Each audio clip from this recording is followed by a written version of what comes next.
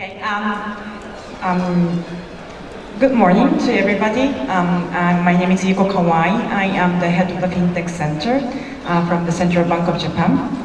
I'm so excited to be here, and I'm so glad that I was given this opportunity to make a speech to you today. Today, I would like to discuss the developments and regulations of the FinTech in Japan. Just a little bit of the explanation. Differently from China, we, Bank of Japan, is not a regulator by ourselves in Japan, while the Chinese Central Bank is a regulator. But we are in the public sector, and we are in charge of the payments and settlements in Japan, and also we are overseeing banks, so that we are very closely working with the regulator in the FinTech field. So let me start. The first question I'm posing today is FinTech developing in Japan at all? I would like to focus on three areas today. One is the retail payments area, in which China is ahead of everybody else in the world. And the second topic is, of course, today, it's a conference about blockchains. I would like to talk about blockchains. And then third, cryptocurrency is the hot topic now.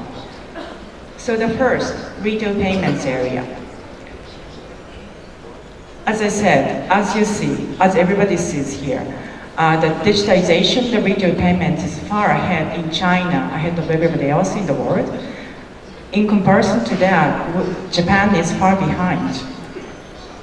If we ever are planning to come to Japan, please do not forget to bring the cash, because we are still a cash society. And we do not have tech giants as China does here, who would build a payment platform, at least for now. So we are still bank-dominated cash society. Why are we not cashless? Even though we understand, even Japanese understand that the cashless society is being achieved here in China, and that's improving the efficiency of the society. First, overall life services are not digitized much, like e-commerce penetration ratio, or even the number of the holders of the smartphones in Japan is relatively low in comparison to China. And we do have the love for cash, we must admit, in our culture, in our history. And our banking industry has done a great job in building the very good ATM network as well as the branch network. So we have 24-hour, 7-day operating machines everywhere. On the shop side, small retailers, especially the small-sized retailers, prefer cash because other methods of the payments are relatively expensive to them. If they need to accept, they want to accept the credit cards, debit cards, or the prepaid money cards, they need to purchase the specialized machines, which are very expensive, and operators tend to charge rather expensive handling fees. So, cash still is king because it is convenient for users, and cash is preferred as handling charge is lower for shops. That's where we are. Then, well, think about even 5 years ago in China. In China, also cash was used. So what's the difference? Well, how could China have achieved the cashless society? This is my own interpretation, so please correct me if I'm wrong, but let me just tell you anyway how I think. This introduction to the QR code payment methodology in the offline payments, it was a genius idea, I would say. This is much less costly, so that the shops can accept it easily. And of course, the second thing is more than that. China has built the ecosystem aggregating finance, non-finance transactions, and data. Data is very important. So this is how I think.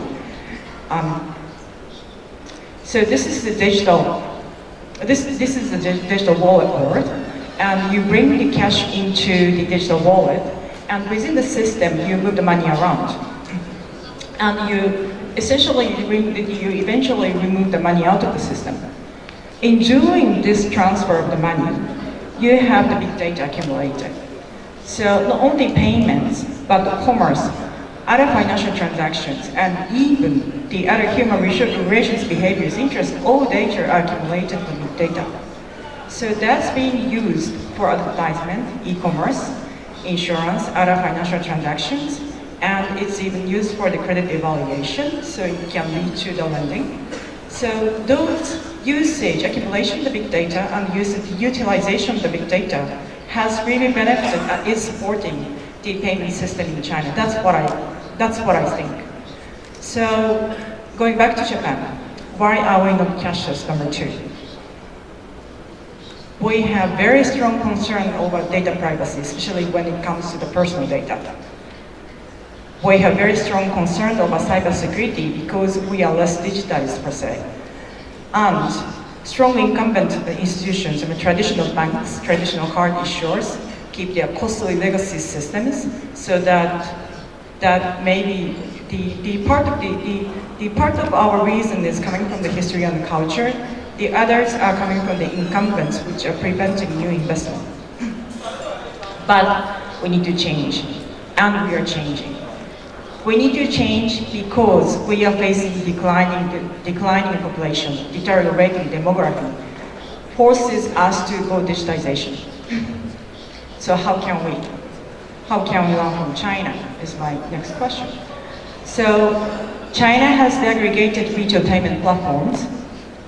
China has established aggregated smartphone application platforms. And China has built the big data.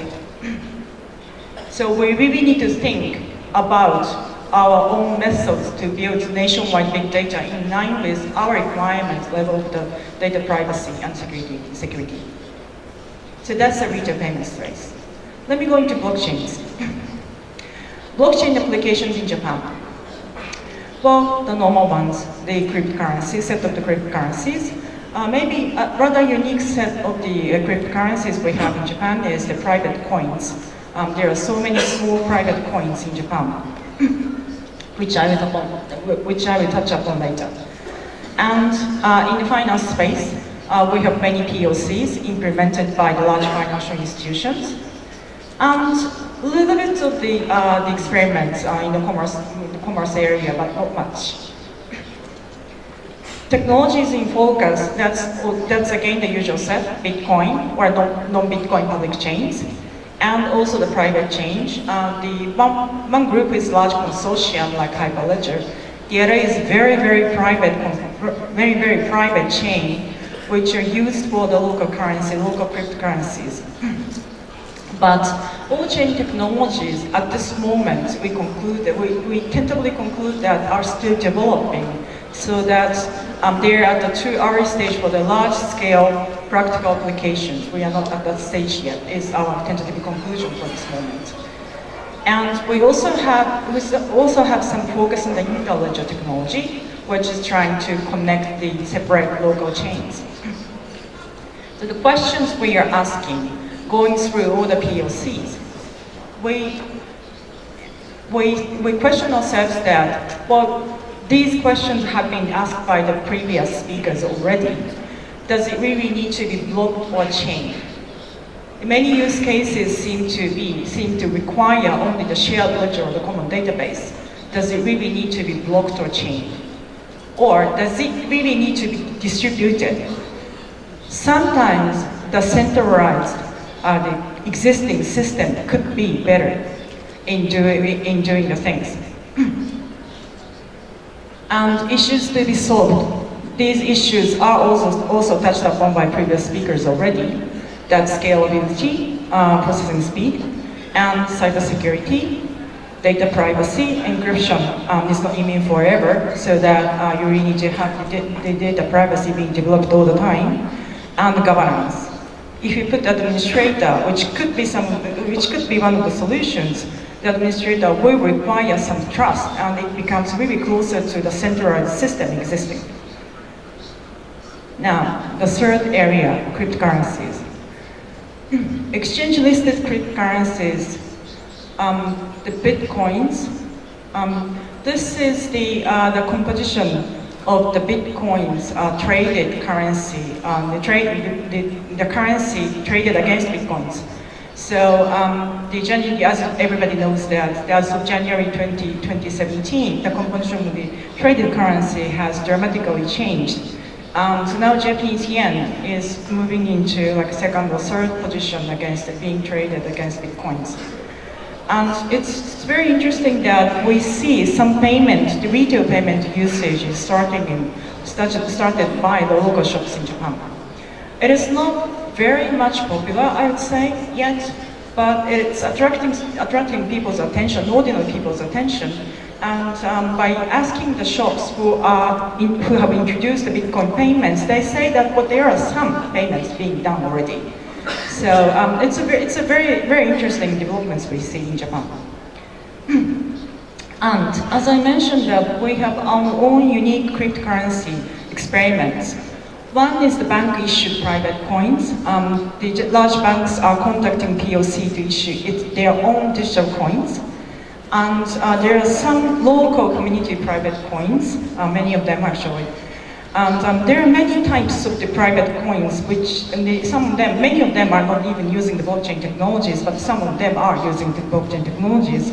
And some startups technologies are often used, such as Iroha. And several ICOs, but it's not really, it's not really booming.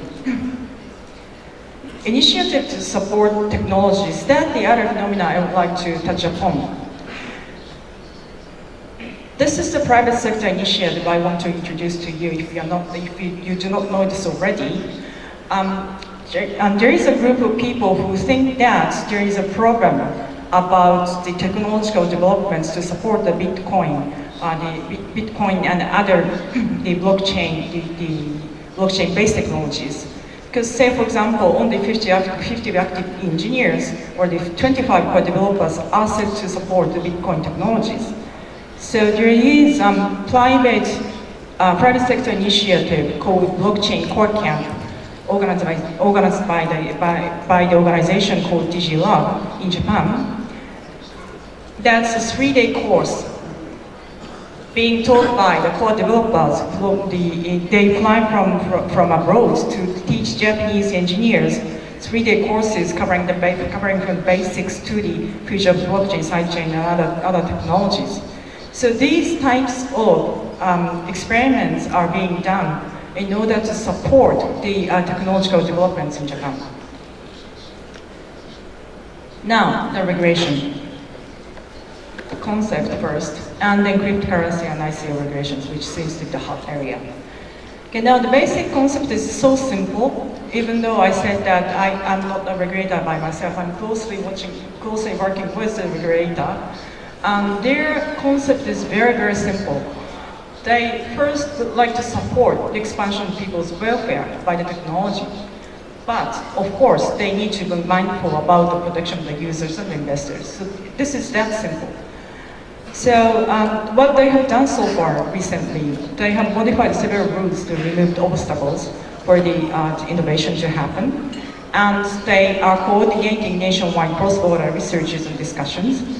And they established the so-called fintech support desk, to which you can mail or you can make a phone calls to make questions about whatever you need to ask about the regulations around fintech. So they are trying to help. Cryptocurrency regulations.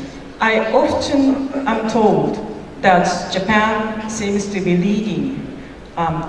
Japan seems to be one of the most aggressive regulators in the world for the cryptocurrencies. I need to make it clear that we are not making it a legal currency in Japan. Instead, what our law says is that cryptocurrency is the electronically recorded value to be used for payments exchangeable to the legal currencies. So we are not saying that cryptocurrency is a legal currency in Japan. It is a vehicle to transfer the value. And exchanges who want to trade cryptocurrencies must be registered with the authority. And individuals who want to trade the cryptocurrencies, when they open the account at the exchanges, they need to identify themselves. And after that, when they want to make certain amount of large transactions, they really need to self-identify themselves. So we are making it clear that we admit the existence of the cryptocurrencies as the economic value transfer tool, but we are trying to make sure that we really need to have the good user protection and anti-money laundering, the vehicle. Initial coin offering. Well, there are many regulators which are standing up and saying something about the initial coin offering.